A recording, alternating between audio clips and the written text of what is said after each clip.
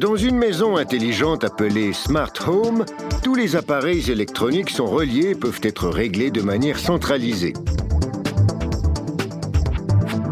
Il est possible de commander les appareils via smartphone, même en étant hors de la maison. Voici ce qui s'appelle l'Internet des choses. Et mieux encore, nous économisons de l'électricité. Ceci est possible grâce à des réseaux électriques intelligents. En anglais, il est question de smart grids.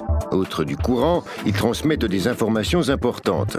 Grâce à ces informations, les machines à laver et autres appareils savent exactement à quel moment combien de courant est à disposition et quand l'électricité est bon marché. La machine à laver commence automatiquement à faire son travail.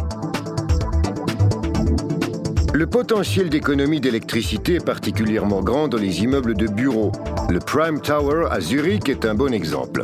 Grâce à une automatisation d'immeubles modernes, il est possible de diminuer la consommation d'électricité de presque 60%. Par exemple, le soleil brille, alors les volets roulants montent automatiquement et le chauffage réduit sa performance.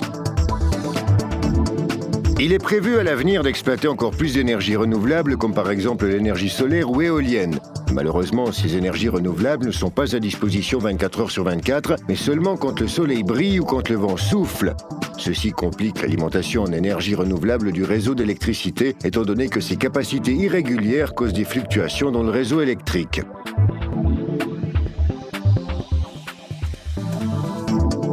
Le projet pilote FlexLast tente de compenser précisément ces fluctuations et de faciliter ainsi l'alimentation d'énergie renouvelable dans le réseau électrique.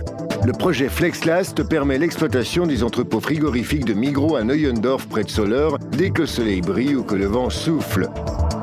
Si cependant aucune énergie renouvelable est à disposition, alors les entrepôts frigorifiques sont complètement déconnectés de ce système d'alimentation. Ils utilisent alors de l'énergie emmagasinée.